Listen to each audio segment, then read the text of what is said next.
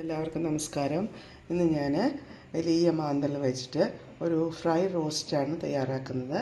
അതിനായിട്ട് വലിയ മാന്തൽ കുറച്ച് നന്നായിട്ട് വലുതായിട്ട്, അതിന് പട്ടത്തി മാന്ത എന്നൊക്കെ പറയും. ആ മാന്തൽ വെച്ചിട്ടാണ് ഞാൻ ഇന്ന് ഫ്രൈ റോസ്റ്റ് ഉണ്ടാക്കുന്നത്. ചെറിയ ഉള്ളി ആണ് അതിലേക്ക് കൂടുതലായിട്ട് വേണ്ടത്. അപ്പോൾ നമ്മൾ ആദ്യം തന്നെ ഈ മാന്തൽ എന്താ ചെയ്തിരിക്കുന്നത് വെച്ചാൽ അതിൽ കുറച്ച് ഉപ്പും മുളക് പൊടി, മഞ്ഞൾപ്പൊടി നന്നായിട്ട് ചെറുനാരങ്ങ ഒഴിച്ച് നന്നായിട്ട് ചേർത്ത് വെച്ചിട്ടുണ്ട്.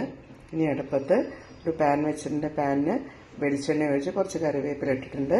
അതിലേക്ക് നമ്മൾ ഇവിടെ റെഡിയാക്കി വെച്ചിട്ടുള്ള മാന്തൽ ഓരോന്നായിട്ട് ഇടുകയാണ്.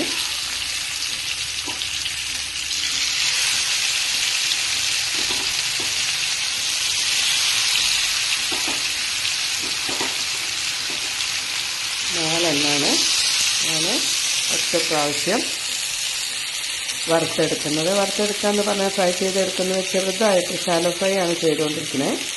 അങ്ങനെ നമ്മുടെ മാന്ത ഫ്രൈ ചെയ്ത് വെച്ചിട്ടുണ്ട്. ഇനി ഞാൻ അതേ പാനിലേക്ക് തന്നെ കുറച്ച് വെളിച്ചെണ്ണ ഒഴിച്ചിട്ടുണ്ട്. വെളിച്ചെണ്ണ അതിലുണ്ടായിരുന്നു കുറച്ച്, കൂടാതെ കുറച്ചുകൂടി വെളിച്ചെണ്ണ ഒഴിച്ചിട്ടുണ്ട്. എന്നിട്ട് അതിലേക്ക് കുറച്ച് ചെറിയ ഉള്ളി ഇടുകയാണ്. ചെറിയ ഉള്ളി ചെറുതാക്കി അരിഞ്ഞതാണ്.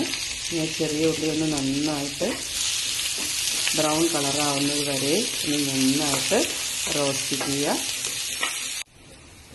നമ്മുടെ ഉള്ളിയൊക്കെ റോസ്റ്റായിട്ട് വന്നിട്ടുണ്ട്, ബ്രൗൺ കളറായി വന്നിട്ടുണ്ട്. അതിലേക്ക് ചെറിയ ഒരു തക്കാളിയുടെ കഷ്ണവും അതേപോലെ ഒരു 1/4 ടീസ്പൂൺ ഉപ്പും ഇട്ടിട്ടുണ്ട്. ഇനി ഇതൊന്ന് നന്നായിട്ട് ഇളക്കി യോജിപ്പിക്കുക. അതിലേക്ക് ഒരു 1/4 സ്പൂണ്, ചെറിയ സ്പൂണാണ് കേട്ടോ അത്, മഞ്ഞൾപ്പൊടി ഇടുന്നു.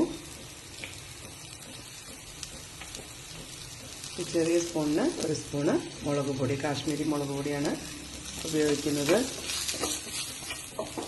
ഇത് നന്നായിട്ടൊന്ന് വഴറ്റി കൊടുത്ത് അതിൻ്റെ പച്ചമണം മാറുന്ന വരെ ഒന്ന് വഴറ്റി കൊടുക്കുക.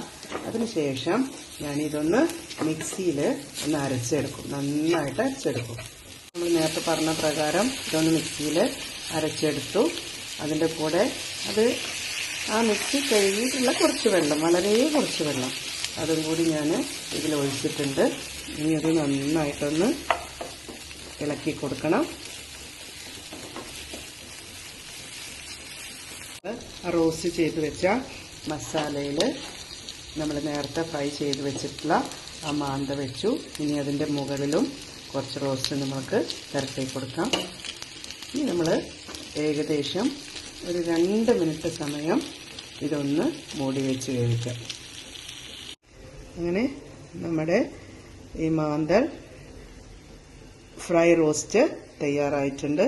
എല്ലാവരും ഇതൊന്ന് ട്രൈ ചെയ്ത് നോക്കാം. വളരെ ടേസ്റ്റി ആയിട്ടുള്ള ഒരു ഫ്രൈ റോസ്റ്റാണിത്. എല്ലാവരും ട്രൈ ചെയ്ത് നോക്കണം. കമൻറ്റ് ചെയ്യണം, ഷെയർ ചെയ്യണം, സബ്സ്ക്രൈബ് ചെയ്യണം. Okay, thank you.